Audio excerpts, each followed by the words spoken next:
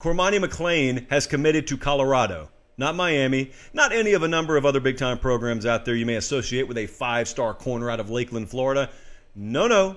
Deion Sanders just did it again. Deion Sanders, probably the only person walking planet Earth who could bring Cormani McClain, five-star corner out of Lakeland, Florida, to Boulder, Colorado. But he did it.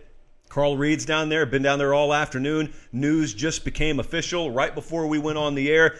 6'2", about 165, 170. Prototype ball skills here. Great size for what they want him to be, a corner.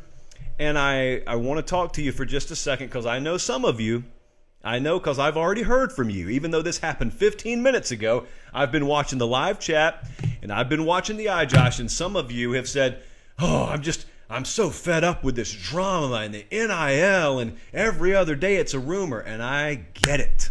I'm not here to tell you how to feel. You can feel any way you want to.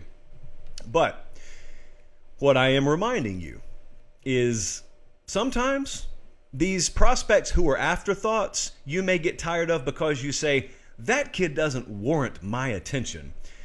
This one warrants your attention. Travis Hunter, the cycle before, who Deion also landed, warranted your attention. You know, I think anyone who's watched that kid play and anyone who ends up watching Cormani McClain play, you may get a little tired of the drama, but you're going to have to recognize these are really, really good football players. And when you see his game, just like if you watch Travis Hunter, when you see that game, it makes you stop and it makes you say, all right, I guess if anyone's worth the drama, those kinds of players are worth the drama. And I want to remind you of a cycle prior. Not necessarily NIL related, but what my mind always goes back to when we talk about how much attention is being paid to certain commitments and certain recruitments is JT Tuimoloau, who is at Ohio State and shining right now. And I remember his deal was he was the number one overall player in the country, so obviously that's a bright spotlight. But then he goes past signing day. Remember, he didn't even take his visits until after the second signing day. And it's all we had to talk about. So we talked about him a lot. And one of the biggest collective pushbacks that I had gotten from our audience, the show was still kind of young at that point, was, why do you keep talking about this one kid so much? There's no way that this one kid should take up this much oxygen in the room there. Well, then the Penn State game happens this past year. And old JTT kind of won a game. He took over a game single-handedly. You see, I'm not fancying myself as a scout. I don't run my own service, but I think I know high-level football players when I see him. He was one. Cormani McClain is one. And so when you know a guy, or you think you know, that a guy's going to have game-changing potential down the road, in a sport where we only play 12 of them in the regular season, if you think a guy is so good that his presence on a football field can change the course of a game, you pay attention to him just a little bit more. And if he goes deeper in the cycle and everyone else has landed somewhere and he hasn't, then you pay a lot more attention to him. And so we've paid attention to Cormani McClain. Again, to reiterate, not really telling you how you should feel or how I even feel about NIL and about all this and that. It's kind of irrelevant. Everyone's got their opinion on it. Here's the fact. The fact is Deion Sanders, for the second year in a row, has become one of the fixtures in the middle of a conversation that a Jackson State head coach or a Colorado head coach never in a million years would have found himself in the center of before. That's the Deion Sanders effect. And for that matter, Jesse and Colin, I guess the JTT treatment we also got when Deion took this job. Deion took the Colorado job. And we talked about it a lot. And some of you, fair or not, you thought we talked about it a little bit too much. Well, this is why.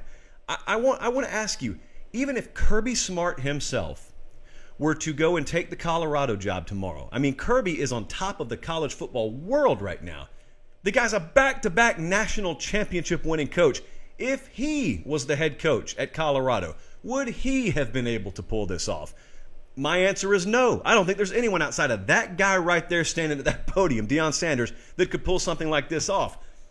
I know what I'm going to read in the comment. In fact, let me save you some time if you plan on saying this. Well, yeah, but they wouldn't have been able to do it without NIL.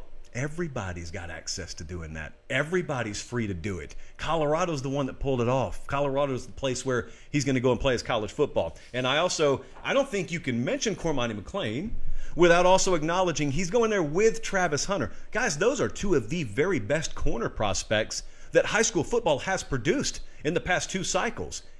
And they're not playing in Tuscaloosa or Columbus or Clemson or Athens. They're playing in Boulder, Colorado. So I know their schedule came out. The Pac-12 released their schedule yesterday, and it's tough. It is tough. They open at TCU. They're going to play Nebraska, Colorado State, and then the rest of it is conference play. There is no Towson State. There's no Catawba Community College. There's no Roast Beef Tech. None of that.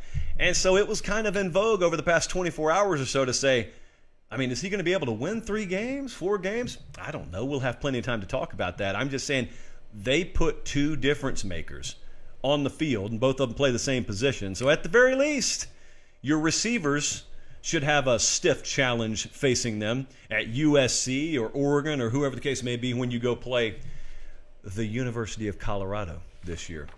Chris Fowler, Joel Klatt. I mean, there are guys in our industry that are Colorado alums. What a day for folks like that. So we got Cormani McClain, if you just tuned in, commits to Colorado.